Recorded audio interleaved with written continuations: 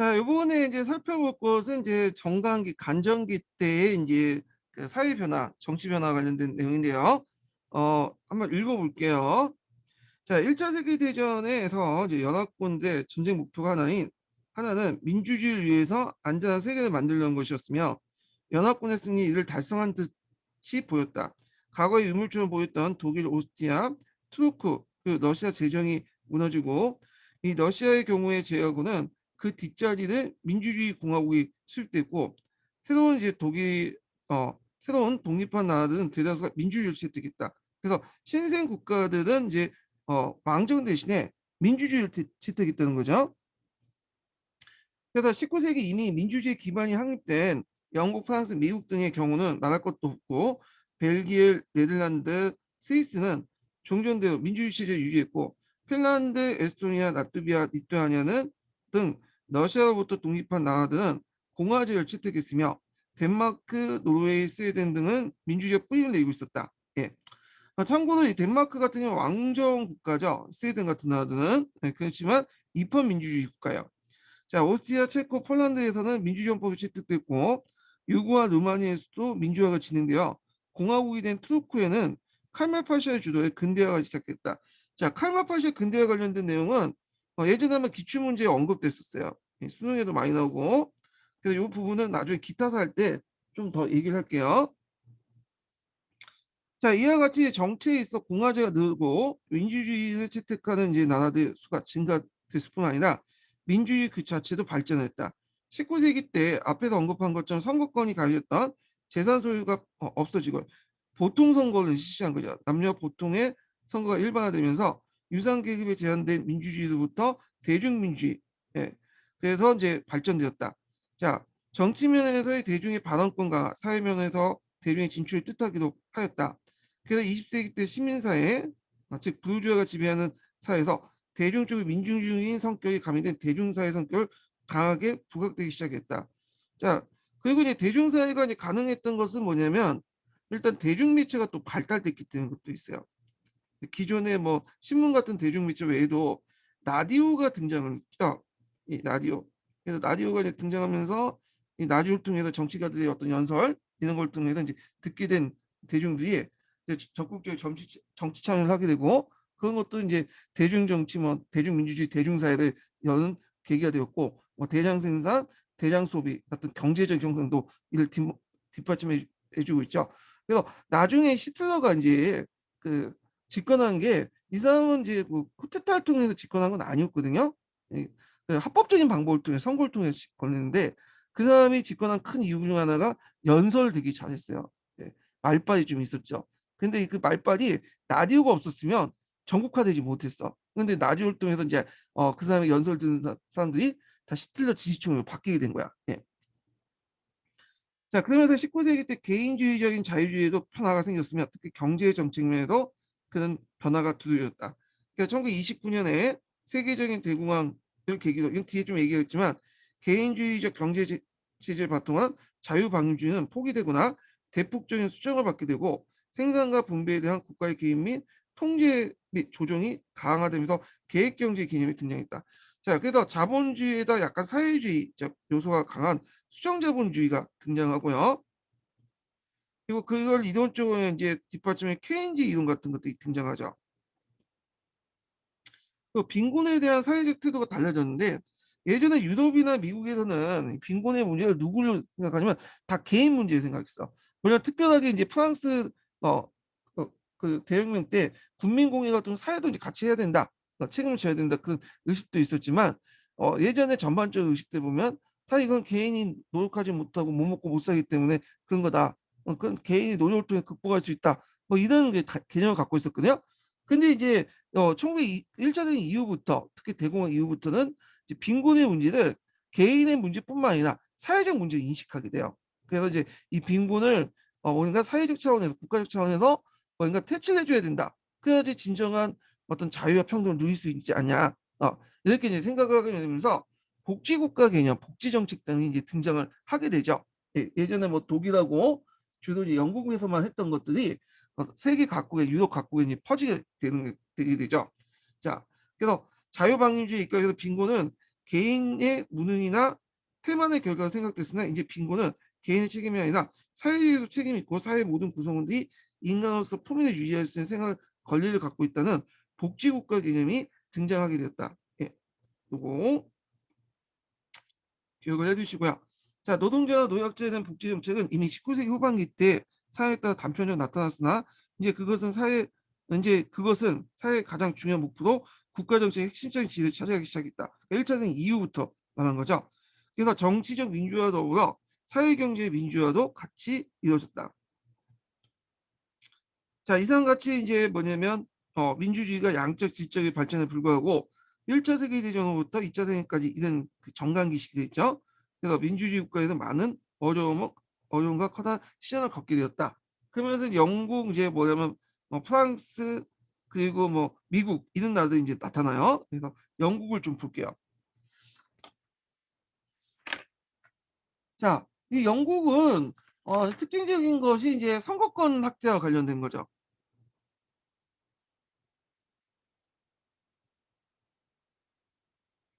그래서 이제 4차 선거권 확대하고 5차 선거권 확대. 그래서 각각의 1918년, 그 다음에 1928년 관련된데 여기에서 이제 여성들이 이제 선거권을 획득하게 되죠.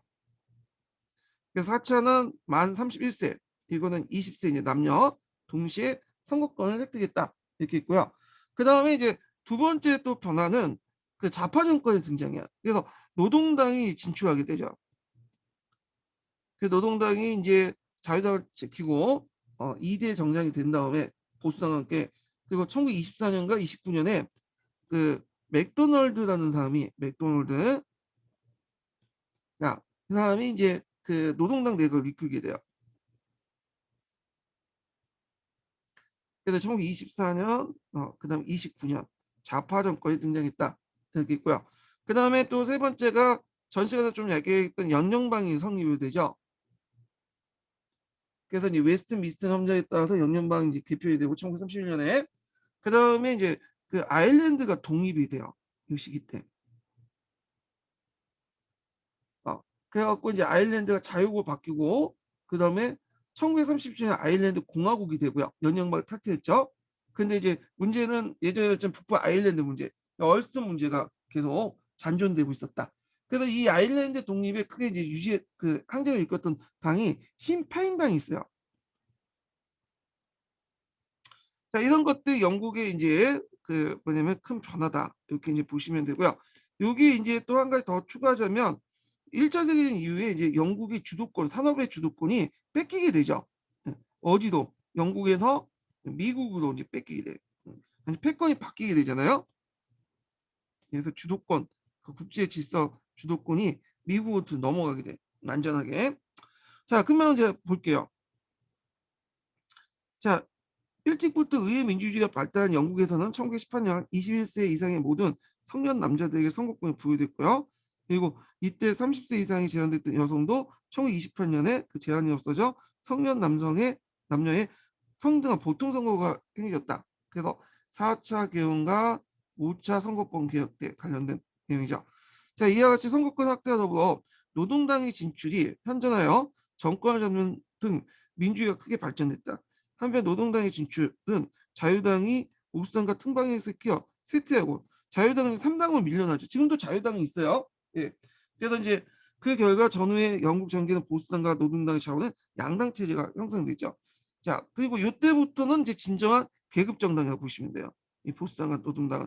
그러니까 종전의 자유당과 보수당은 중도 성향의 자유주의 정당인데 이 보수당과 노동당 같은 경우에는 계급 정당이었다 이렇게 보시면 되죠. 물론 이 노동당도 지금의 노동당은 좀 성격이 좀 다르죠. 지금 노동당은 약간 이제 뭐냐면 좀 보수화된 노동당이고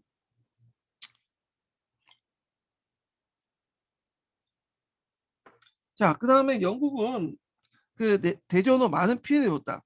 그 인적 손실도 적지 않았으며 특히 경제적 타격이 컸다. 그래서 7대양을 누볐던 영국의 상상되는 40% 파괴됐으며 왜 파괴됐어요? 네, 독일의 무제한 잠수함 사건 때문이죠. 자, 영국에 위전됐던 국제무역 조직도 도초에 구멍이 뚫리고 단시간에 회복되지 않았다. 수출이 부진됐고 산업이 위축되었고 불안과 실업이 계속되었고 실업자가 100만 명 이하로 떨어지지 않았으며 부흥의 기미도 점점 보이지 않았고, 자, 영국은 이제 세계 공장 자리를 내놓게 됐다. 누구한테? 미국한테. 예, 미국한테. 지금은 중국이죠. 근데 요즘에 중국도 뭐 인건비가 상당히 상승돼 갖고 그 공장을 이제 대부분 인도나 이런 쪽 옮기게 되더라고요.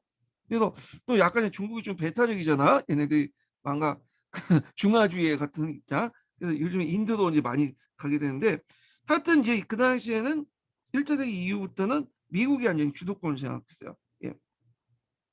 자, 이런 상황에서 1924년 맥도날드라는 사람이, 이름 외우기 편하죠. 여기 많이 듣던 그 햄버거 이름하고 비슷하죠.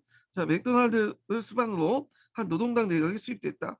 그러나 자유당의 지지에 필요한 노동당 내각은 그가 포방한 사회주의 정책을 가감하게 추진하지 못하고 주택자금 방출과 실업보험 체제 강화 등 그쳤으며, 친소련적인 보수당의 공격을 집권한 지 1년 만에 또 물러났죠. 그 후에 또 한 번 또 집권을 하게 돼요. 1924년에 물러나고 나서 1929년에 또 한 번 집권을 하게 돼요.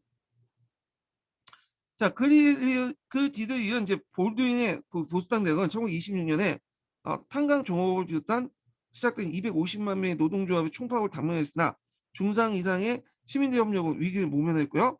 그러나 불안과 실업은 여전히 계속됐고, 1929년 맥도날드가 다시 자유당의 지지를 얻어서 노동당 내각을 조직하였다.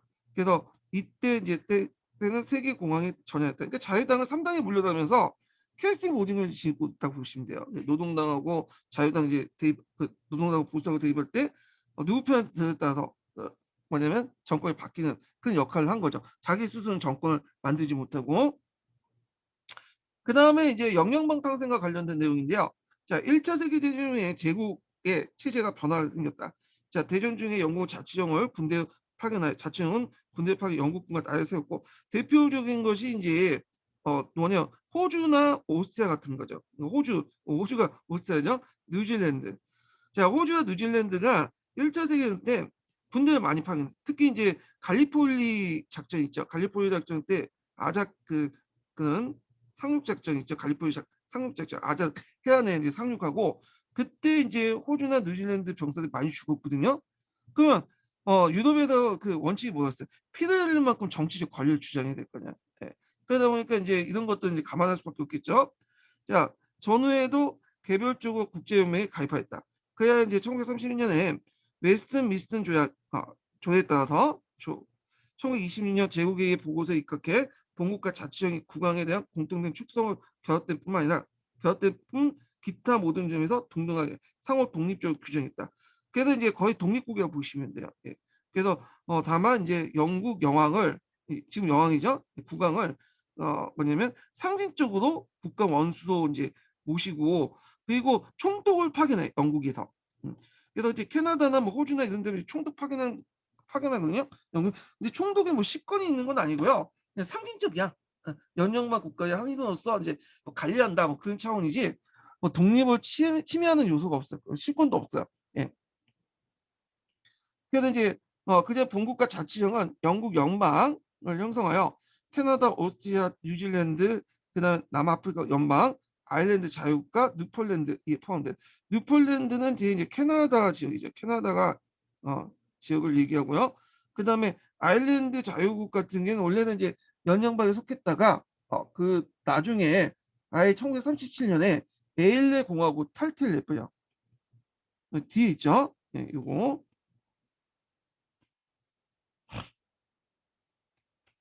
그래서 연령을 탈퇴시키죠.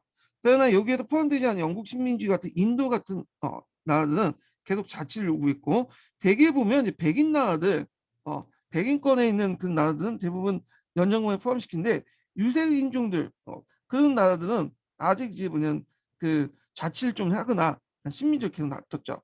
그래서 요구했고, 아일랜드는 연령망에 탈퇴를 했죠.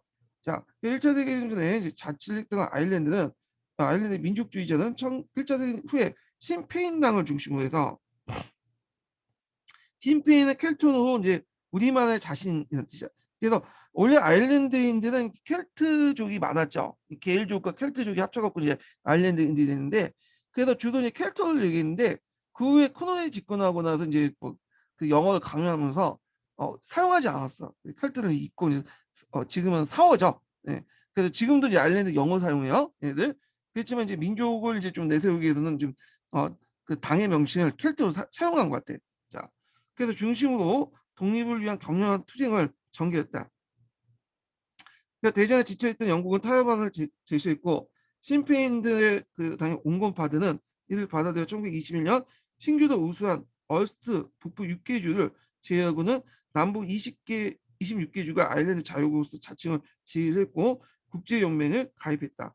그런데 대벨레다 같은 영단은 가격받은 처음 이에 승복하지 않고 전국의 독립을 목표로 계속 투쟁을 계속했으나 1927년 이후에 자유국에 의해 참가했다. 그러나 대벨레단당은 1933년에 의석의 가반수를 차지하자 국왕에 대한 충성을 철회하고 1937년 국명을 에일레로 건쳤다.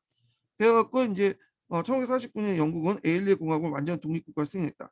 그러나 이 월스트 합병하는 움직임은 그 후에도 계속되었다. 이렇게 이제 보시면 될 것 같아요. 자, 그래서 지금도 이 북부 아일랜드 이제 뭐 독립을 하자 해갖고 뭐 폭탄 테러 일어나고 뭐 그러잖아요. 예. 지금도 그게 문제가 되고 있어요. 열스 문제가. 예. 자, 그 다음에 이제 내용을 좀 기억을 해두시고요. 자, 프랑스를 이제 볼게요. 프랑스. 프랑스 같은 경우에는 이제 1차 세계대전 때 가장 피해가 컸던 국가가 이제 프랑스죠. 그래서 앞에도 얘기한 것처럼 그 당시 독일에 대한 응징과 대독일 안정 보장을 요구를 했고, 그리고 이제 그 영불 미국 그래서 그 차원에서 방위 동맹을 하려고 했지만 결렬돼서 폴란드나 뭐 유고 체코슬로바키아 같은 나라는 소업성을 체결했고요. 그다음에 또 독일하고 이제 북경에 마지노선을 이제 만들죠. 유명하죠. 그래서 이제 얘들이 언제 쳐들어올지 모르니까 방병을 해. 마지노선 콘크리트 장벽을 해서 거대한 참호를 만드는 거야. 어, 그래서 이제 근데 뭐 2차 대전때 이제 별로 소용이 없게 되죠. 그 다음에 이제 그 프랑스 같은 경우는 정치적으로 상당히 분열이 있었어요. 예. 그래갖고 뭐 우파 정당은 국민 분력이 형성되고 좌파 정당은 자익된 좌파 연합으로 형성돼 분열돼 있었고, 그래서 프랑카 내각 국민 분력에서 프랑카 내각이 형성되고 또 좌파 연합에서 이제 또 정권을 장악하고 뭐 왔다 갔다 이게 정치가 상당히 불안전해. 예. 그래갖고 이제 한번 내용을 이제 볼게요.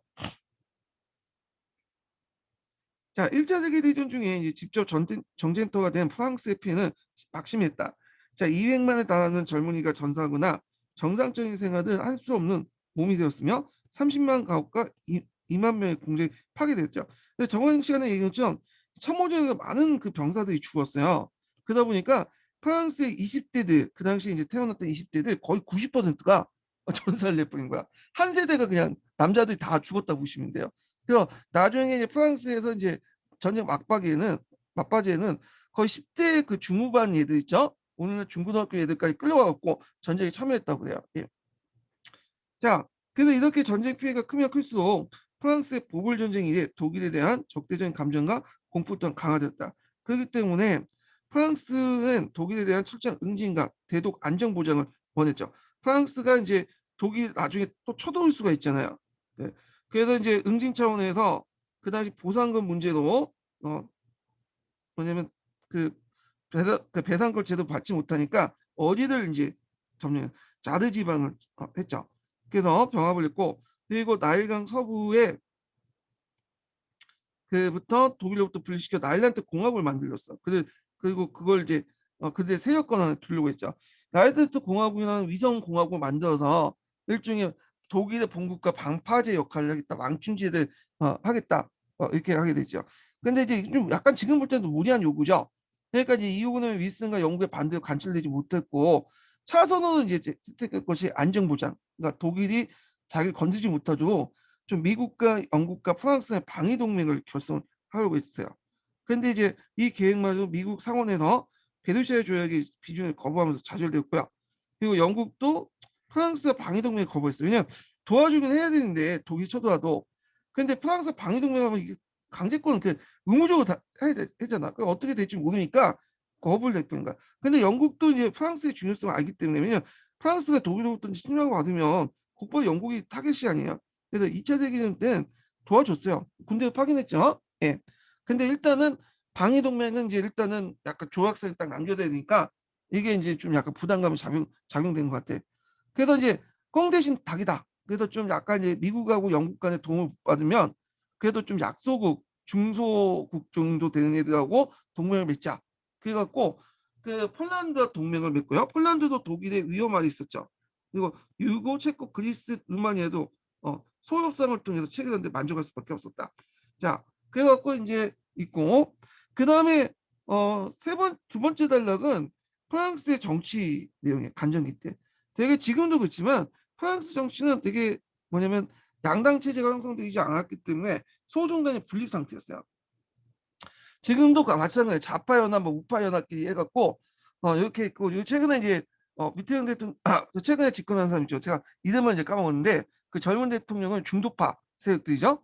자, 하여튼 그 1차 세계대전 때 그들은 서로 협력하였으나 전후의 우파 정당들은 국민 분류를 이제 형성을 했고요.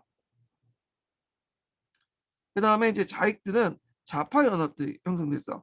그래서 전후의 정권을 잡은 국민 분류기 독일의 배당금 지불 자료 연기하자 대독 강경노조였던 부안 켈라가 내각이 1923년 1월 백의와 더불어 독일의 공업진 누르를 이제 점령하게 되죠.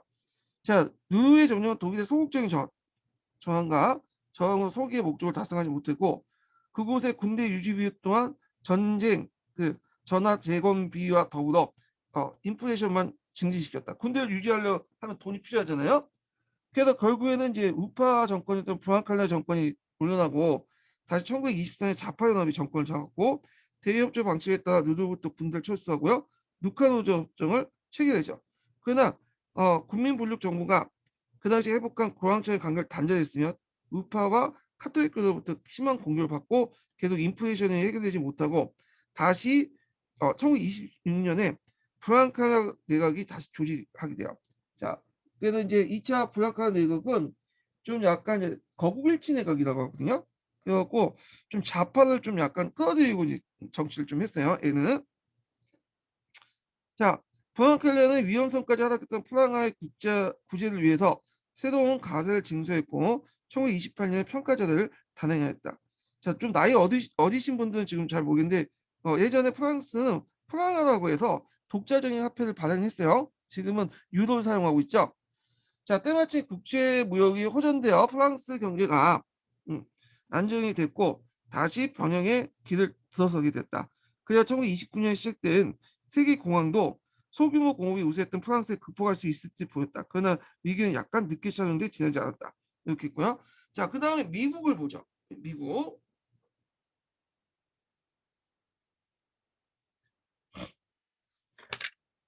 자, 미국은 이제 1차 세계대전 이후에 그 큰 혜택을 받았죠. 그래갖고 이제 일단 세계 경제 중심지 역할을 이제 하게 되죠. 그래서 세계 경제 중심국이 되었다. 이제 영국을 이제 제치고 세계 경제 중심 역할을 하게 되죠. 그래서 이제 채무국에서 채권국으로 바뀌고요. 그리고 최대 금 보유량이 이제 많아져요. 보유. 그러면서 금융의 중심지가 런던에서 뉴욕으로 바뀌게 되죠. 미국의 중공업들이 이제 발전되고 음, 이렇게 있고 그 다음에 이제 그 외교 정책에서는 이제 윌슨 이후에 고집주의를 계속 취하게 돼요. 그리고 한때 이제 대공황 이전까지 공화당이 계속 집권하죠. 내리 그래갖고 하딩부터 해갖고 이제 그 그래서 콜리지 뭐 이렇게 해서 여러 대통령들이 그 공화당 대통령 등장을 했다는 거. 그래서 이제 이때 이제 콜리지 대통령 때 제일 뭐냐 호황기 시대였어요. 이게 호경기죠. 공업 생산량이 1대 비약기이고 그때 진짜 미국이 잘 나갔던 시기죠. 그래갖고 이제 금주법 같은 것도 제정하고요. 그때 이 금주법은 이제 그 당시 미국의 여성 단체들이 뭘 하냐면 남편들이 와갖고 이제 술 마시면 여자들 두들겨 패고 그러거든요. 그래서 가정폭력도 심하니까 여성단체 요구대로 금주 술 제조하지 못하도록 이제 한 거예요. 그 이면에는 독일이나 이런 이민자들이 이제 주로 술을 많이 만드니까 맥주는 그래서 독일 이민자들도 좀 견제하려고 그렇게 했는데 문제는 이게 이제 이렇게 하다 보니까 어떻게 돼요? 이 술을 즐기는 사람들이 많잖아요. 근데 기호 식품을 그렇게 만들어 놓으니까 이제 사람들은 술을 마셔야 되고, 그러니까 밀주가 많이 만들어져. 그래서 이제 그때 범죄조직이 등장을 하고, 그래서 뭐 알카포네 같은 거 있죠, 마피아 조직. 이런 얘들이 등장을 하죠. 근데 문제점이 되게 많았어요. 그래가지고 결국에는 금주법은 폐지가 돼요. 예, 금주법. 현실에 맞지 않는 정책들은 오래 유지할 수가 없어. 제도라는 것도 인간의 본능이나 이런 것들 어느 정도 욕구나 이런 것들 인정하고 만들어야지, 법과 제도를 그런 것들을 인정하지 못하면 이게 항상 문제가 생겨. 예.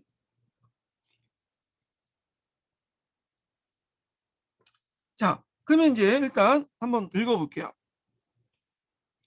자, 미국이 이번 입제 피해는 전사자 11만 5천 명, 정사자 정상자 20만 6천 명. 이렇게는 요거는 이제 요 사망한 사람이고, 요건 다친 사람을 얘기한 거죠. 그 자체로서 작다고 할 수 없을지 몰라도 프랑스나 영국에 비하면 별것이 아니었죠. 특히 미국 같은 경우에는 인적 피해만 약간 있을 뿐이야. 예. 젊은 사람들 가갖고 피해를 흘릴 뿐이지, 자기 본토에는 크게 뭐냐면 큰 피해를 입히지 않거든요. 그 미국이 그래서 운이 좋은 거야. 미국이 자기 주변에 강대국도 없잖아요. 멕시코, 캐나다가 미국을 침범하고 있어요. 동떨어져 있잖아. 예. 자, 미국은 오히려 일제 혜택을 받은 편이었다. 자, 미국의 금 보유국은 제1차 세계대전 얼마 안 가서 세계 절반을 갖고 46억 달러에 달했고, 뉴욕은 런던 대시에서 세계 금융의 중심지로 부각이 되었다. 요거 꼭 기억을 해두시면 될 것 같아요. 그 당시에는 금본위를 바탕으로 이제 운영됐기 때문에 그러죠. 금본위 태안을. 금이 많으면 많을수록 이 금융의 중심지가 될 수밖에 없는 구조야. 자, 한편 전시 중에 연합군의 주문과 전후 각국의 차관에 기인해서 미국의 중공업 발전은 1930년대 초에 전체에 대한 채권을 포기한 손실을 보충하고 남아 있었다. 그러니까 미국이 나중에 영국, 프랑스의 그 정책 채권을 받지 못했거든요. 그럼에도 불구하고 미국은 손해보지 못한 게 뭐냐면, 손해보지 않은 게 그만큼 뭐냐면 중화공업이 발전돼서 경기 부흥을 했어. 그래서 세수가 더 많이 거친 거야. 그러니까 약간 손해를 볼 수 있어도 그 이득이 훨씬 더 많았던 거죠. 그래서 1918년 의회 선거에 승리한 공화당은 배수의 비준을 거부하고요. 그 다음에 또 1920년 아예 정권 조치도 공화당 넘어가죠. 대통령 선거에서 공화당 하딩이 당선되어 그가 내걸었던 정상 상태의 복귀는 당시 미국 민의 어떤 여론을 반영한 것이다.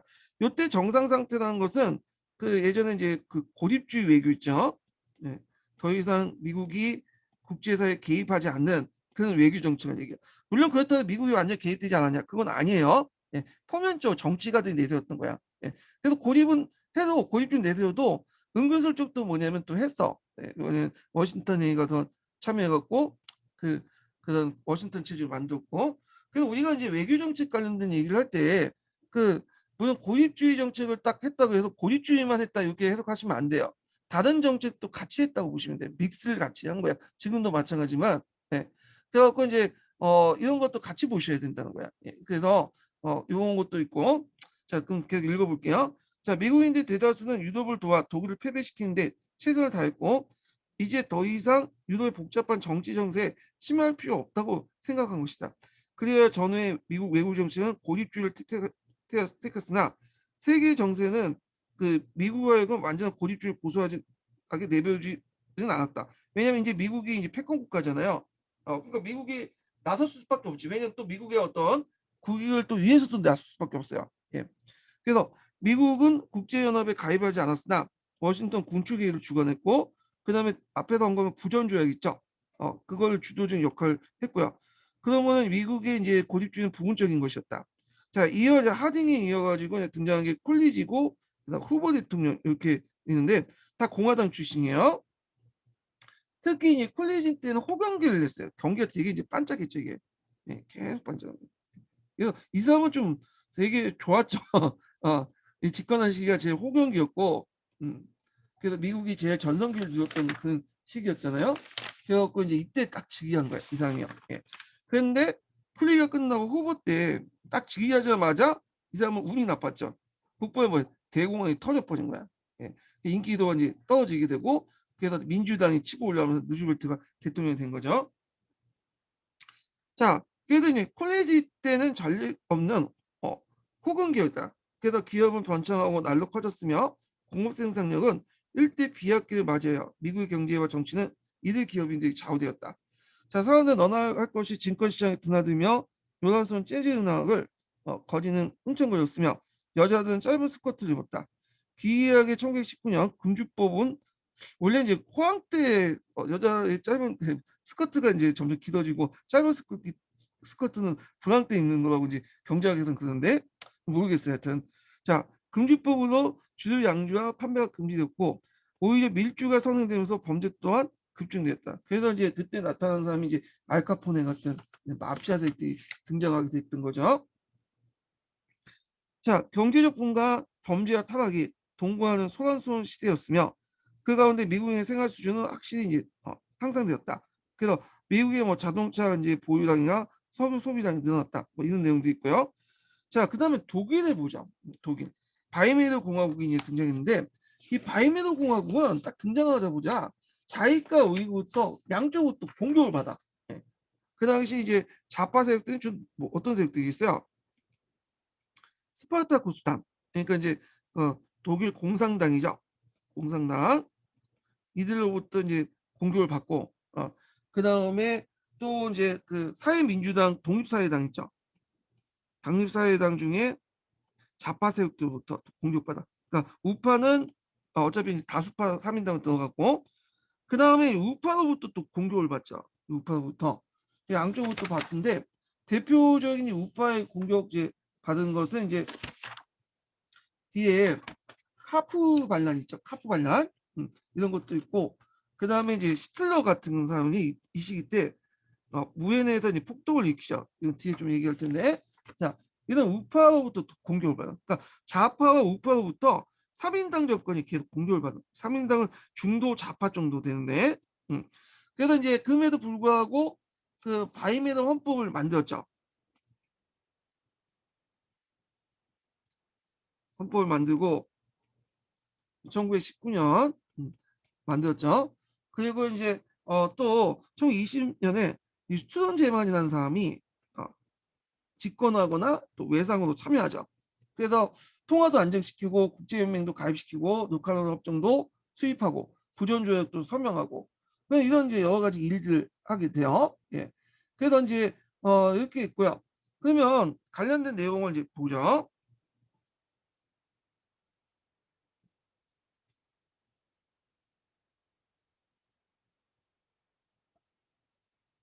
자, 전후 가장 어렵고 비참한 상태에 놓인 것은 독일이었다. 패전 혼란 속에 스파르타쿠스 앞에서 얘기한 것처럼 이 스파르타쿠스의 어는 그다음 로마 시대 때 노예 반란다 그 반란의 지도자 이름을 딴 거죠. 단어 알려진 독일 공산당은 그 공산혁명을 시도했으나 실패했다. 자, 1919년 3인당 내각이 중심으로 해갖고 이제 보통 선거로 선출된 국회가 유석균 바이메르 소집되는데 바이메르가 이제 소집된 것은 이제 이유도 있어요. 여기가 뭐 역사적인 곳도 있고 그 당시 이제 그 베를린이나 이런 데 있잖아요. 이런 데에서는 주로 좌판이 우판이 하면서 진짜 싸우고 있었어. 정치적 혼란스러우니까 좀 한적한 곳에 가서 여기에서 이제 국회의원들 모아가지고 그 뭐냐면 그 헌법을 만들었던 거야. 그래서 이제 바이에르 헌법이 탄생됐던 거죠. 바이에르 헌법이 바이에르 소집되어 독일의 연방공화국을 선포하고 노동자 출신 투사인 사회민주 엘베르트 이 사람들 좀 외워두셔야겠죠. 다수파 3인당의 영수죠. 이 사람이 대통령 당선됐고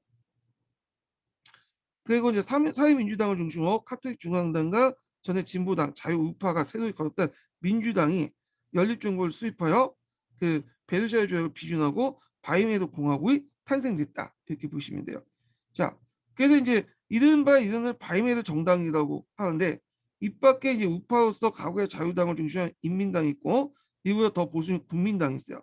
그래서 그때 이제 인민당 당수였던 스튜던 제만이 바이에르 공화국을 지지했으나 국민당 공화정을 받지 않았다. 그래갖고 이제 요 안에서도 3인당 외에도 우파 정권이었던 인민당이 이런 사람이 개입 들어와서 공동 정당 뭐 민주당을 만들었다 이렇게 보시면 돼요.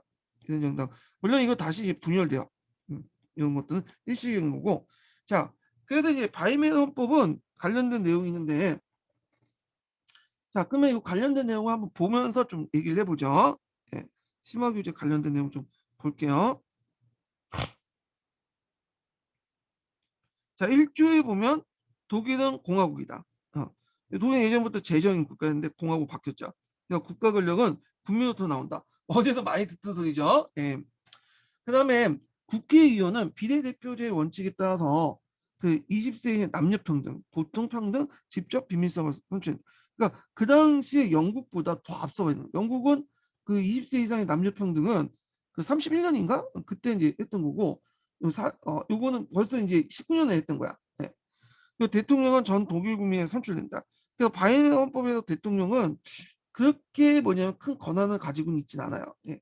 그래서 이제 그 뭐 조약 체결권이나 군 통수권, 국회 해산권이나 비상대권, 예, 이런 것들을 가지고 있는데, 근데 이제 그중에 문제가 됐던 것이 이제 비상대권 관련된 내용인데, 예, 이 비상대권은 아이고 뭐냐면 정부가 이제 우리가 긴급조치라는 거 아시죠? 긴급조치와 비슷하다고 그러죠.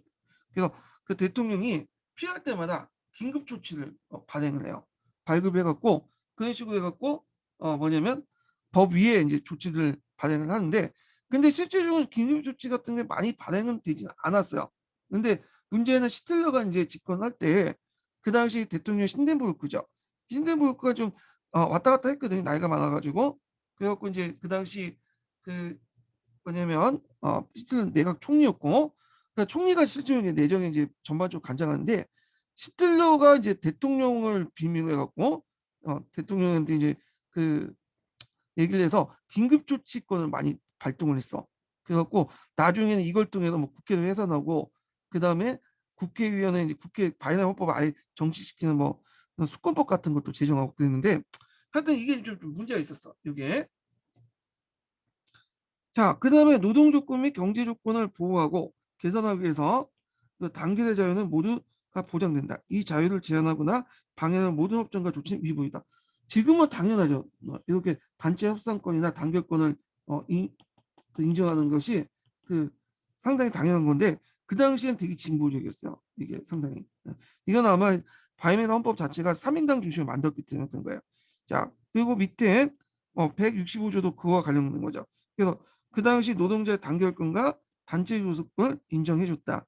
이건 이제 사유재산권과 이제 상속권을 보장했고, 여기는 안 나왔지만 그 국회의 권한이 컸고, 실제 권한에서는 내각 수반의 권한, 그러니까 총리 권한이 좀 강했다는 거죠. 그래서 1당이나 뭐 2당, 3당 있고 연합해갖고 해서 거기에서 했던 총리가 실제적으로 정권을 운영을 했고, 주로 이제 중요한 권한들, 아주 진짜 중요한 권한들과 군통수권이나 이런 외교 관련된 거는 대통령이 했다. 이렇게 보시면 될 것 같아요. 자, 이거 이때 대통령 당선됐던 사람은 신덴부르크죠. 신덴베르크는 이제 그 뭐랄까요, 그 예전에 탐내베르크 있죠. 탐내베르크 전투에서 큰 공헌사 세웠던 사람인데, 이 사람은 뭐 군인 정치가 뿐이지, 군인일 뿐이지 정치가 소질이 전혀 없어. 나이도 많았고 대개 보면 그냥 총리가 다 했다고 보시면 돼요.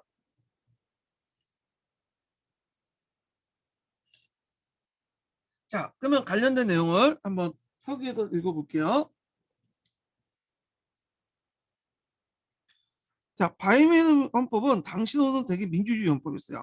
18개 연방 대표로 구성된 참의원이 있었으나 사실상 입법권 20세 이상의 남녀 보통 선거로 구성된 국회에 있었고요. 그 국회의 권한이 상당히 컸죠. 국회에서 내각도 이제 그 만들고, 그래서 이제 대통령은 이제 임기 7년 대통령 조약 체결과 내각 조직과 해산권, 군통수권, 국회 해산권을 비교적 많은 권한을 가지고 있고, 비상시에는 긴급령을 발동해서 비상대권을 부였는데 이것이 남용되어 히틀러 때 남용돼서 파근이 되었죠. 예. 그래서 이제 국회에서 이제 내각이 만들어지면 내각 조직을 일단 대통령이 직접 한 건 아니고요. 이건 내각을 했으면 인정해 주는 거야. 그리고 이제 해산도 할 수 있어. 근데 요때 뭐 대통령이 신덴베르크가 이제 계속 대통령 했기 때문에 요것은 이제 주로 국회가 이제 다수당이나 집권 정당의 요청에 따라서 대통령이 한 거라고 보시면 돼요. 그 당시에. 자, 그다음에 내각 그 위반과 실시는 내각 수반의 권한이고, 내각 수반 총리죠. 그리고 내각은 국회에 대한 책임을 졌다. 그래서 실제 정치는 이제 총리가 있다, 이렇게 보시면 돼요. 필요할 경우 기업을 국유화할 수 있으나 사유재산이나 상속권은 보장됐으며 국민의 노동권을 확인했고 노동자의 단결권과 단체 교섭권도 인정했다, 이렇게 했는데, 근데 문제는 이제 제도적으로는 상당히 민주적인 헌법이었지만 이게 이제 그 바이에른 헌법에 문제점이 있어. 어떤 문제점이 있냐면 어 일단은 요거 좀 정리를 할게요. 첫 번째 이게 패전의 산물이었다는 거예요. 예. 패전의 산물. 그러니까 자기가 이제 승전에서 이게 자율적으로 한 게 아니라 이제 어쩔 수 없이 인제 그 했던 그 상황이 있었죠. 예. 그래서 패전국으로서 이렇게 또 압력도 받고 그렇게 평화헌법처럼 일본의 평화헌법처럼 패전의 산물이 있고, 또 독일 국민은 패전을 시인하지 않았어요.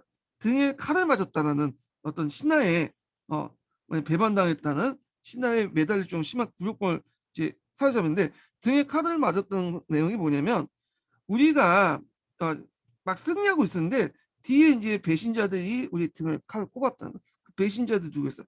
사회주의자들. 예. 그다음에 또 유대인들, 이런 것들은 이제죠. 근데 참고로 유대인들은 이제 그 당시 독일군에 참여를 많이 했어요. 예. 그래서 그때 많이 죽었고. 근데 그 후에 이제 독일 당국도 이걸 밝히지 않았죠, 그 통계들을. 예. 사회주의자들은 이제 키일 공항 사건 때문에 이 사회주의 혁명이 일어났잖아요. 이걸 얘기를 한 거고. 근데 그거 그렇게 인식될 수밖에 없었던 게 뭐냐면 그 당시 독일 내에서는 전쟁이 일어나지 않았어요. 그래서 주로 독일 밖에서 일어났죠. 프랑스나 이런 데.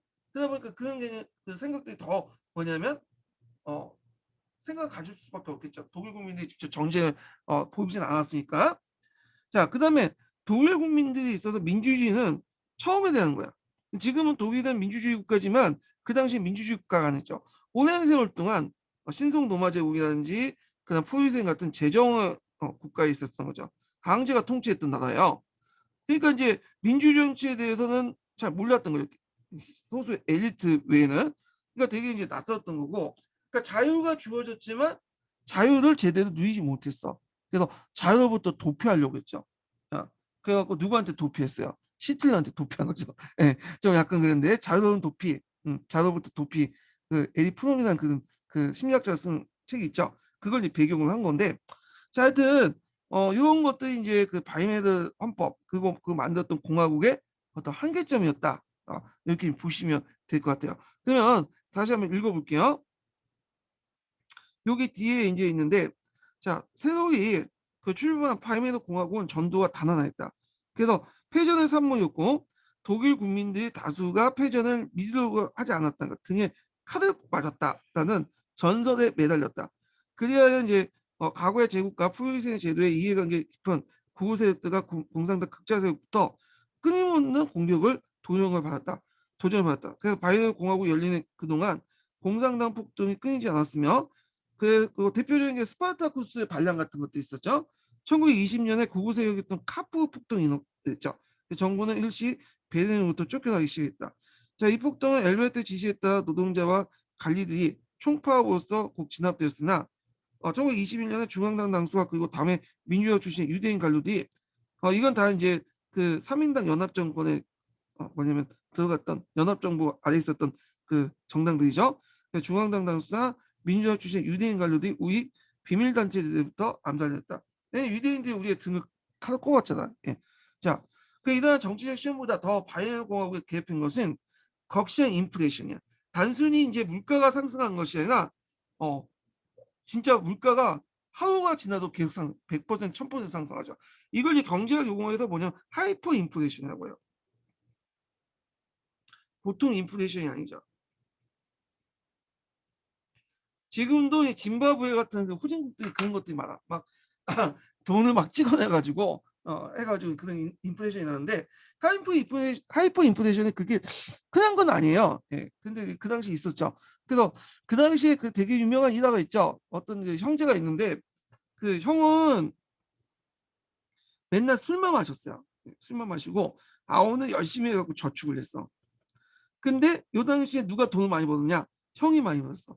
왜냐면 술 많이 마셨는데 그 술에 병이 많을 거 아니야. 예. 그래서 먹다 보면 술병 같은 게 많겠죠. 지하실에 있는 술병들 갖다 팔아 갖고 엄청난 이제 뭐냐면 그 부자가 되었고, 동생은 열심히 저축을 했지만 다 돈이 어떻게 돈값이 떨어지니까 화폐 가격 떨어지니까 네, 무산이 돼 버린 거죠. 자, 하여튼 그 당시 인제 그 내용을 보면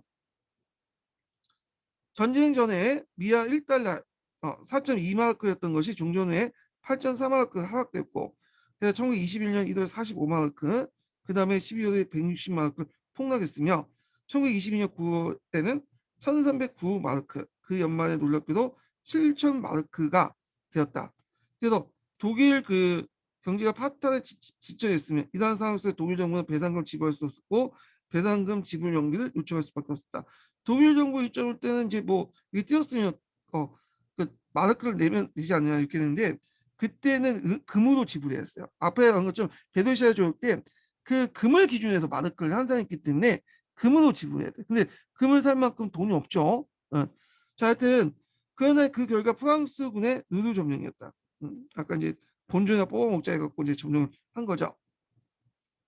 그 이에 독일 정부는 강산과 공산에서 사보타즈, 태업을 하고 프랑스에 대한 물자 공급 중지 등 소극적 저항으로 주민들에게 지시했다. 그리고 프랑스도 별 소득 없이 독일 경제 이로 말미암아 철수를 했죠. 자, 그래서 하여튼 그 프랑스도 벌 소득이 없었으나 독일 경제는 이로 말미암아 치명적인 타격을 받았다. 자, 프랑스의 누르 점령이 시작된 1923년 연초부터 1달러당 5만 마르크가 급락한 것은 그 눈 깜짝할 사이에 그 5마르크로 급락한 것이 눈 깜짝할 사이에 수백만 대 수억 대로 떨어지더니 1923년 12월 놀랍게도 수조 원의 마르크가 믿을 수 없는 폭락을 발생했었다. 그래서 이때는 이제 지폐로서 기능이 상실돼서 그때 이제 땔감으로 많이 사용했다 그래요. 네, 장식품으로 사용되고. 자, 빵 한 쪽을 사기 위해서 이제 사람들은 손수레 가득히 지폐를 싣고 가야 했고 우편 한정이 5천만 마르크로 달했다. 자, 표현할 길이 없을 정도로 격심한 인플레이션으로 봉급 생활자가 파면에 직면했고 중산계급으로서 저축은 무로 돌아갔으며 저축을 해봤자 뭐 소용이 없겠죠. 자, 종이치 조각에 불과했으니까.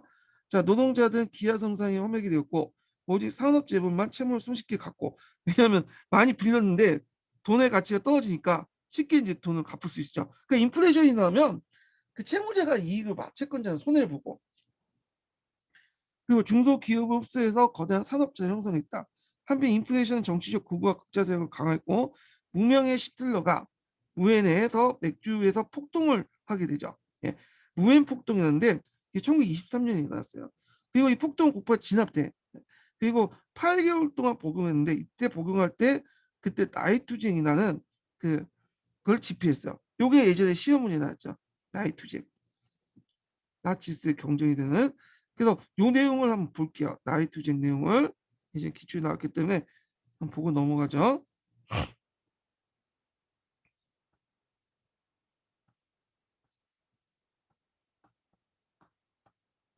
뒤에 쭉 있는데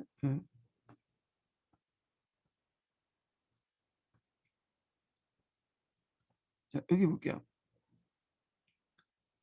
자, 그 나이투쟁 보면 아돌프 히틀러가 쓴 정치 선언문인데 그가 완성된 유일한 책임에서 독일 국가사회주의 바이블이 됐던 책이에요. 그래서 총 25년에 27년 두 권이 출간되었고 30년 요약판이 됐고 39년 동안 520만 부가 팔렸는데 처음에 나올 때는 그렇게 팔리지 않았던 책이에요. 근데 이 사람이 집권하고 나서 요걸 이제 뭐냐면 다 이용했죠. 그 법원에서 이제 재판할 때까지 음, 그 뭐냐면 나이투쟁을 얹고 선언을 하고 그 다음에 또 신부들도 이제 그러니까 결혼식 할 때 신랑 신부들도 나이투쟁을 이제 한 번씩 사면서 그걸 보고 이제 그거에 대해서 뭐 충성을 하고 그렇게 시스템에 충성하고 이런 식으로 판매를 했어. 예. 자, 그래서 이제 청산이라고 붙은 제 1권은 비열 폭동, 아까 맥주 폭동이죠. 실패한 후 감옥 생활을 할 때 그 당시 이제 그 1924년에 집필했고요. 그래서 젊은 시절 1차 세계대전 독일 패망에 대한 배신감이 피력했으며 민족주의 이데올을 표현하면서 아리아인들 이걸 이제 대강조했다. 이 아리아인들은 어떤 민족들이냐면 원래 인도의 그 유럽어족들은 이제 아리아인이라고 하잖아요.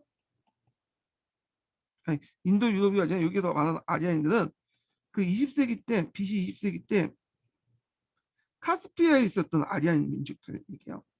이 민족들이 상당히 우수한 민족들인데 이 사람들이 이동을 하잖아. 그러면서 여러 민족들과 혼혈돼.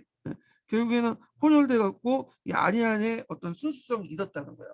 근데 그래도 불구하고 이제 아리안들이 제일 그러니까 원래 그대로 아리안들이 제일 남았던 그 민족이 어디는 독일 민족이라는 거죠. 예. 자, 하여튼 아리안인들 천재 민족이라고 하고 요 예전에 한번 시험 문제 나왔죠. 예, 아리안 관련돼서.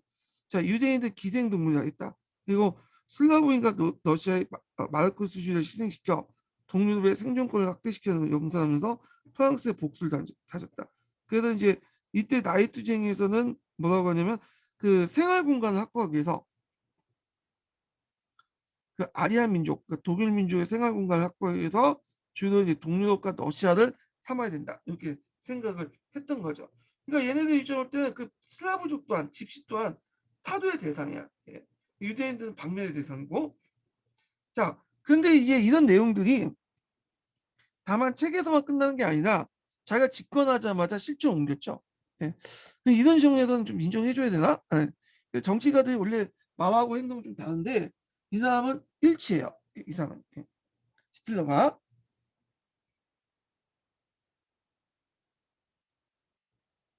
예전에 한번 영상에서 봤는데 시틀러가 개인적으로 보면 되게 착실한 사람 같아요. 술도 별로 안 하고, 예, 술 조금 하고, 담배는 안 하고, 예. 그리고 여자도 별로 안 좋아했다고요. 에반 브라운 같은 한 사람만 이렇게 좋아하고, 그다음 독서도 되게 많이 했대요. 물론 읽는 그 책이 좀 문제이지만, 그리고 음악과 미술도 상당히 좋아했다고요. 근데 그 개인적으로 만나면 되게 친절했다고 하더라고요. 이 사람이 또. 어, 근데 많은 사람을 죽였죠. 이런 거 보면 개인적으로 좋은 사람하고 착실한 사람하고 이 정치가로서 좋은 거는 좀 별개의 문제인 것 같아. 올바른 거하고는. 예. 그래서 하여튼 그런 사람이었다. 좀 약간 이 4차원적 세계관을 갖고 있는 사람이었는데, 자, 뭐 히틀러 얘기는 뒤에 좀 더 얘기하고 하기로 하고요. 나이 투쟁 관련된 내용 예전에 시험 문제 나왔기 때문에 꼭 읽어두시고요.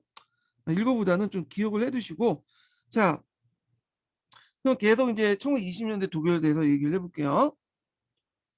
그래서 1923년에 이제 내각 수반이 된 인민당의 스트로제만은 그 3인당 연합정권 안에 그 인민당 안에 들어가 있었죠. 자, 인민당의 스트로제만은 그 인플레이션에 대한 단호한 조치를 취했다. 그래서 그는 노르웨이 저항을 중지하고 배상금 지불의 재개를 약속한 동시에 1조 마크, 1렌트 마크를 제했어. 그러니까 화폐 단위를 깎는 거야. 이걸 뭐라고 예전에 있었는데 경제 용어가 있는데, 하여튼 그걸 이제 깎고 한산을 통화 개혁을 해서 인플레이션 열기를 진정시킨 다음에 1924년 도주한 앞에서 언급했던 것 있죠. 그래서 채택으로 미국부터 2억 달러 차관을 얻어서 새로운 통화를 안정시켰다. 그래서 2억 달러를 바탕으로 금을 이제 사들여서 금태한원에서 랜덴마르크를 이제 발행한 거죠. 그래서 요 랜덴마르크 그 명칭 있죠. 좀 기억을 해두시면 될 거예요. 그래서 이 마르크가는 9회 2차 세계를 계속 사용했어요. 근데 이제 나중에 독일이 유로에 이제 유럽 유엔에 유엔이 된다. 그 유럽 연합에 가입되면서 유로화로 바뀌었죠. 자, 그리고 내각 수반으로서 또 외무장관을 자리 옮긴 스트레제만은 대의적으로 온건한 국제협조의 노선을 지켜 1925년에 누클로즈 협정을 성립시키고요. 그 다음에 국제연맹도 가입했으며 부전조약에도 서명했다. 그리고 영안호 채택으로 배상금 대폭 삭감됐고, 그 1930년 연합군은 베르사유 조약에 규정된 것보다 4년 당겨 라인단한테 철수했다. 자, 이스라엘 바이메르 공화국은 대의적인 신뢰를 획득했고 국제사회 일원으로서 새로운 발전을 길에 올렸다. 자, 이러한 내외적인 그런 전반적인 정치 정세와 아울러 더불어 경제 부흥도 빠른 속도 진행됐는데, 이때 이제 경제 부흥의 큰 원인이 되었던 것이 미국 자본이 이제 독일에 투자를 했던 거야.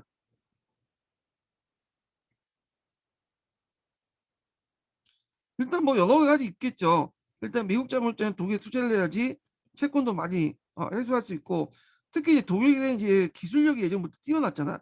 그러니까 이런 것들을 생각해야지. 투자 대비 성과가 높겠다. 가성비가 뛰어나겠다. 네, 그래서 많은 투자를 했어요. 그래서 20년대 중후반부터는 막 이제 상승 코스가 올라가게 되죠. 독일 경제가.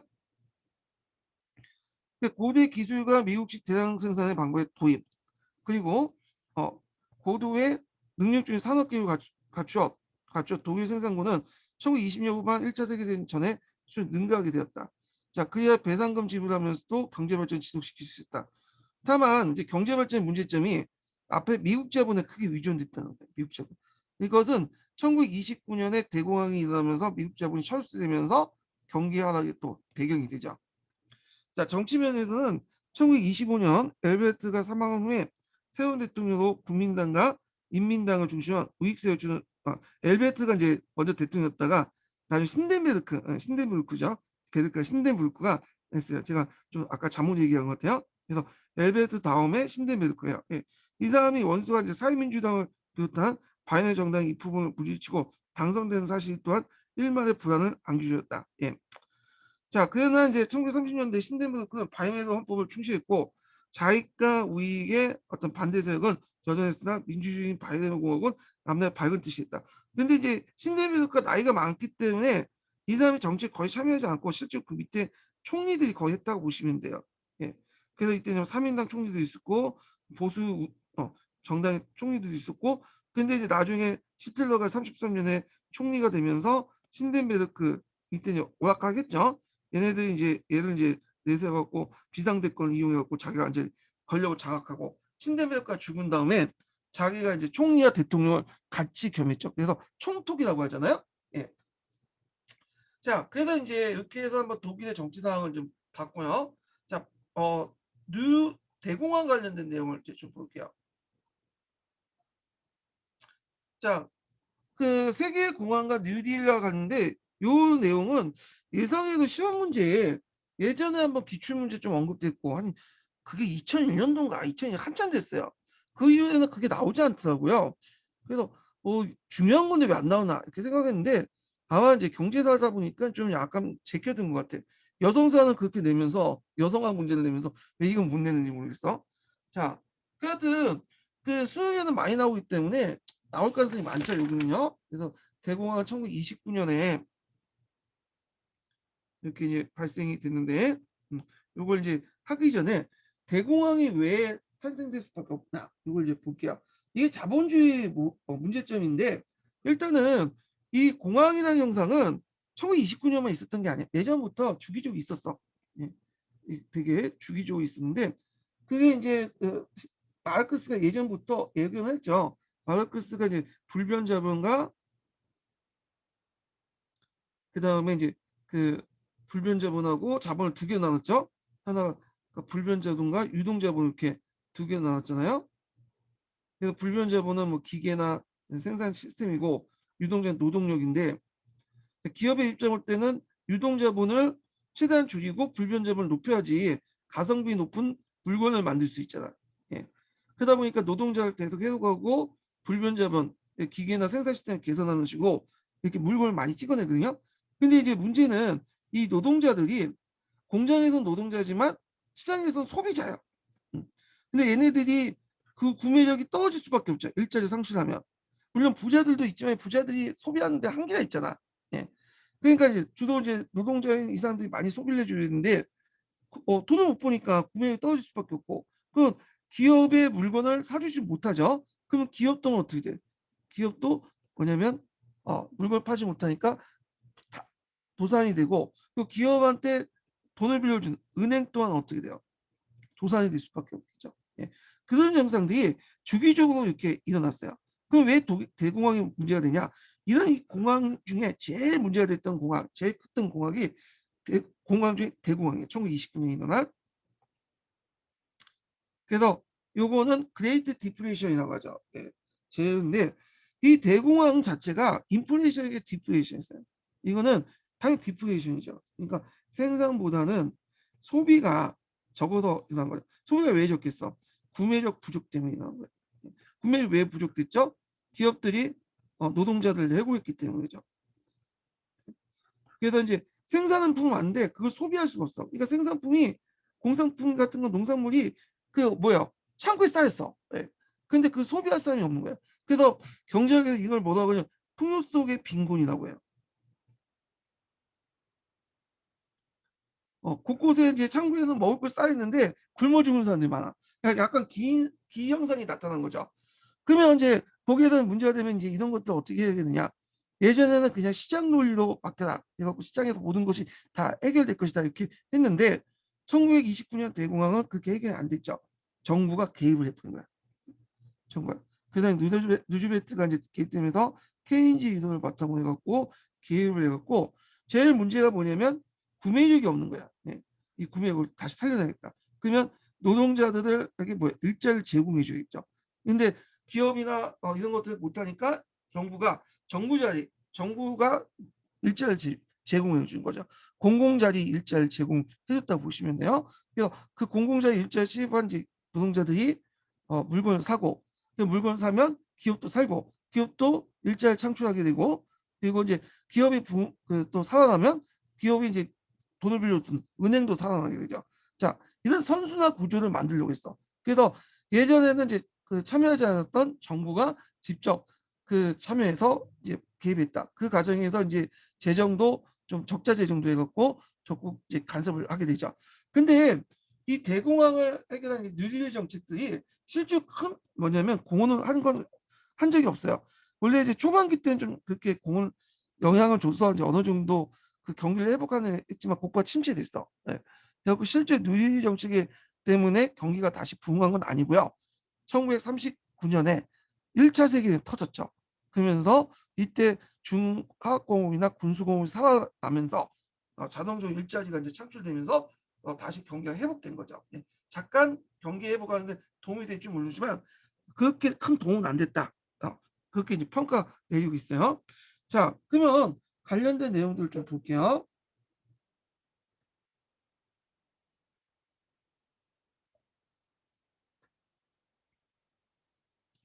자, 그러면 심화 규제에서 한번 관련된 내용을 좀 정리 좀 해보자.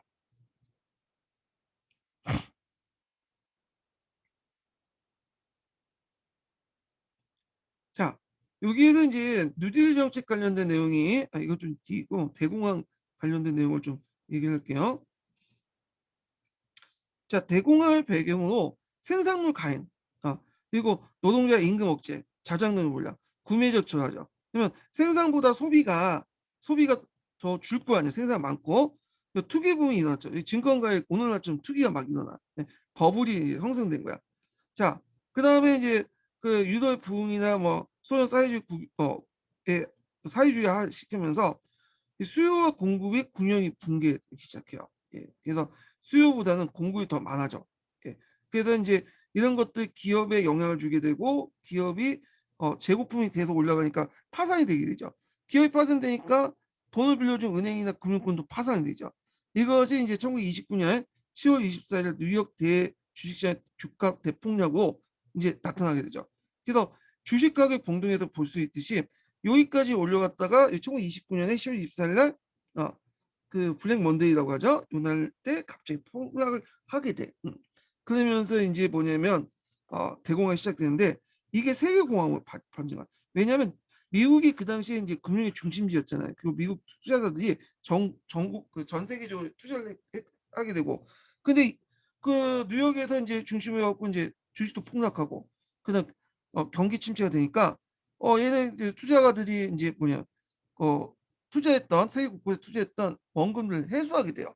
그러면서 각국이 타격을 받게 되죠. 그래서 이런 것들이 미국의 대공황이 세계공황으로 이제 확대됐다 이렇게 보시면 돼요. 그러면 그때 서로 힘을 합쳐가지고 뭔가 이제 세계공황을 타개하려고 했는데 그렇게 안 됐죠. 그냥 각자 도생이었죠. 그래갖고 이제 이게 문제가 된 거야. 그래서 영국이나 미국이나 프랑스 같이 자국 시장이 크거나 그 다음에 그 식민지가 많은 나라들은 물론 해결할 수 있었는데 그 독일이나 이탈리아, 일본 같은 나라들은 자국 시장도 좁지. 뭐 그래서 식민지가 그렇게 많은 것도 아니지. 그러다 보니까 나중에 이제 전체주의가 되면서 침략 전쟁을 내서 되는 거죠. 그런 것들이 좀 문제가 됐던 거예요. 예. 그래서 지금처럼 뭐 IMF나 뭐 IBR처럼 그게 뭐 세계 경제 전체적 위기에 빠졌을 때 그걸 통제할 수 있는 어떤 제도 장치가 없었어요. 이런 것들이. 자, 그래서 이제 미국발 경제공황이 나중에 세계공황까지 확대됐다. 이렇게 보시면 되고요. 자, 그러면 관련된 내용을 이제 좀 서기에서 읽어보죠. 자, 1920년대에 그 후반부터 세계대전 상처가 아물고 복구와 부흥이 결실하여 여론을 비롯한 세계 각국의 안정을 되찾고 국제협조가 고조되어 평화가 정착되는 시 보였다. 특히 미국은 다른 교종국과 달리 일찍이 기업의 정상시대를 맞이하여 호황기를 누리고 있었죠. 세계 경제를 주도하면서 병역을 구가하고 있었다. 그래서 이제 요 시기를 이제 무슨 시기라고 하냐면 그 혁신주의 시대라고 해요. 혁신주의 시대. 예. 그러니까 혁신주의 그러니까 혁신주의 시대가 아니라 잃어버린 세대라고 해요. 잃어버린 세대. 요 시기는.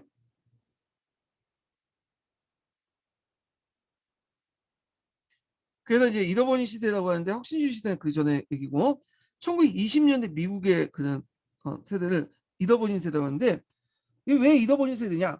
그 당시에 미국이 물질적 번영을 배경으로 낭비와 쾌락을 이제 추구를 했고 그때 이제 국제적인 어떤 책임의 변화, 고립주의 외교 정책을 냈었죠. 도덕적 해이 이런 것들은 이제 방향 감각이 상실됐어. 이런 것들이 문화 예술에 반영돼서 요때 문화나 뭐 예술은 솔직히 거의 쓰레기예요. 쓰레기. 그래서 이제 이 세대에 살았던 사람들을 20년대 세대에 살았던 사람을 잃어버린 세대라고 얘기를 하는데 하여튼 개판이었던 전성기였지만 하여튼 개판이었던 그런 시대였다. 이렇게 보시면 될 것 같아요. 근데 이런 이제 미국에 아무런 예고도 없이 1929년 10월에 갑작스럽게 경제공황이 불어닥쳤죠. 그래서 첫 징조가 뉴욕의 증권시장에서 주가가 폭락했다. 자, 주가의 시작을 발생한 공황은 순식간 금융업과 농업, 공업에 파급되어 문을 닫는 은행이 축소되었고 농산물 가격이 폭락하였으며 공장과 기업들 연쇄적인 도산과 실업자가 급증되었다. 자, 그래서 실업자가 급증되어 기업이 파산되고 금융가고 이제 그 은행이 도산 파탄이 나갔고 주가 떨어졌는데 이게 이제 또 해결되지 못하고 악순환의 연결고리가 형성된 거야. 자, 이러한 미국의 경제공황은 전 세계에 파급되어 전 세계적인 공황으로 진전되었다. 1929년부터 32년까지 세계 무역은 60% 이상 감소되었고 세계 물가는 3분의 1로 급락했다. 그러니까 물가가 급락했다는 것은 인플레이션이 아니라 디플레이션이에요. 디플레이션이 인플레이션보다 무서운 건 아시죠? 지금 일본이 지금 경기가 침체됐던 것이 뭐 때문에 그 프라자 합의 이후에 그 이후부터 그 부동산 투기를 했다가 아니 쫄딱 망해서 그런 거 아니에요? 그 그레이트 디플레이션 그래서 대규모 디플레이션 형상 때문에 일어난 것 때문에 그죠? 마찬가지 디플레이션이 경기에 더 충격이 가 인플레이션보다. 그리고 인플레이션은 어느 정도 필요해 경기 활성화를 위해서. 하이퍼 인플레이션 급격한 그 인플레이션 문제가 있지만 자 하여튼 그래서 공급보다는 수요보다 공급이 늘어나서 생긴 문제죠.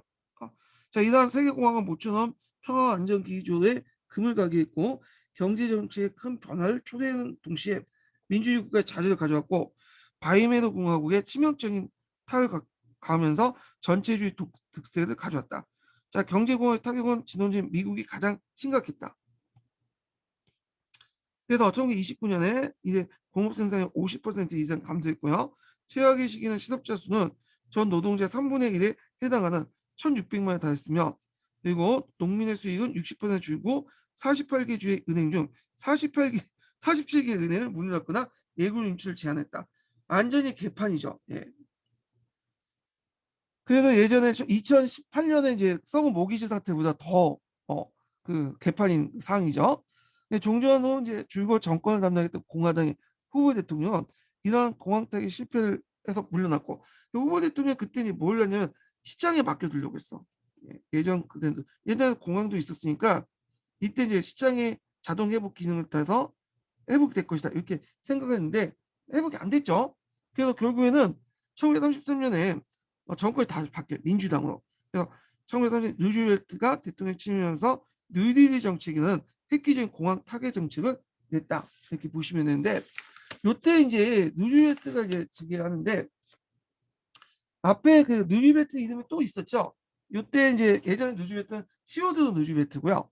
요때 루즈벨트는 프랑클린 루즈벨트야. 예, 좀 다른 사람이에요. 예. 그래서 이제 이 루즈벨트는 그 당시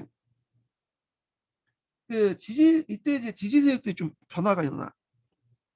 원래 민주당은 지지 세력이 뭐예요? 지지 세력이 이제 그 남부하고 백인이잖아요. 그 다음에 그 전에 이제 공화당은 그 북부하고 뭐죠? 흑인이죠. 근데 이제 그 뉴즈베트는 그 당시 이제 그 뭐냐면 흑인과 북부에서도 지지를 받게 돼요. 공화당 텃밭이었다. 예. 그래갖고 그때 이제 왜 지지받냐면 이 사람이 내세웠던 것이 일자리 창출이라든지 그 다음에 복지정책, 사회보장제도 이런 것들을 내세웠거든요. 그러니까 북부에 있는 노동자들이나 흑인들이 이걸 지지해 주는 거야. 그러면서 기존의 민주당포와 공화당포가 연합을 하게 돼요.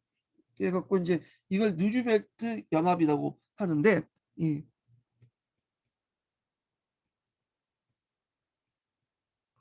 누즈벨트 연합해갖고 민주당표와 공화당표를 싹쓸이 하게 되죠. 그러면서 이제 이 사람이 내리 사선을 하게 돼요. 물론 사선하는 것도 이제 도중에 제2차 세계대전 참여도 있어요. 예. 그래서 이제 있는데 이때 이제 민주당이 조금씩 이제 그 안에 북부와 흑인들이 지지받게 되고 1960년대 민권 정책 있죠. 흑인 민권 정책이 민주당이 주도를 했잖아요. 그러다 보니까 이때부터 민주당하고 공화당이 지지 기반이 완전히 바뀌게 됐다. 그 계기를 마련했던 사람이 그 출발점을 일으켰던 사람이 그 누즈벨트 대통령 때부터야. 예. 자, 그래서 이제 누즈벨트는 단순히 임기 응변의 공황 타겟을 넘어서 경제 정책에 획기적인 전환을 했죠. 그 자유방임주의에서 수정주의로 전환을 하게 됐죠. 정부가 개선하는. 이 관련된 내용이 이제 시험 문제였어. 그래서 그 자유방임주의에서 수정주의로 전환이 됐다. 그 이론적 바탕이 케인즈의 이론이죠. 뭐 케인즈 이론까지는 알 필요 없어. 그 사람 이름만 알면 돼요. 예. 그래서 이 다음에 이제 3월 정책을 내세우죠. 예. 그래서 그 리커버리, 뭐 릴리프, 리펌 이런 세 가지를 내세우는데 일단 구제 정책, 부흥 정책, 그다음 개혁 정책, 3월 정책을 내세워. 이걸 내세웠다 이렇게 보시면 돼요. 그래서 이제 이 여러 정책들, 뉴딜 정책 여러 정책들이 시험 문제 나올 가능성이 많거든요. 그래서 요걸 정확히 좀 기억을 해 두셔야 되겠죠. 예. 그래서 일단 내용을 이제 보기 전에 그 전반적인 한번 틀을 좀 볼게요. 여기.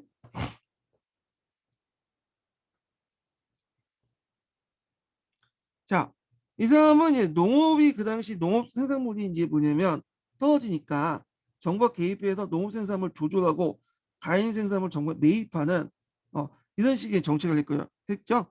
이걸 농업조정법이에요. 네, 그리고 전국 산업부흥법을 만들었어. 그래서 산업부문마다 생산 조절과 최저 가격을 정하게 돼요.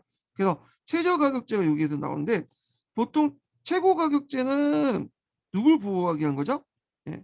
요거는 이제 소비자들 보호한 식인데 소비를 보는데 최저 가격제는 생산자를 보호하는 거예요. 그는 디플레이션 시기이기 때문에 자 그래서 생산 조절이나 가격 걱정, 임금 인상 그러니까 우리 식으로 따지면 산업 정책을 한 거죠. 예, 산업 정책 정부가 개입돼 갖고 은행을 이용해 갖고 어디에 투자할 것인가 말 것인가 조절을 하는 거야.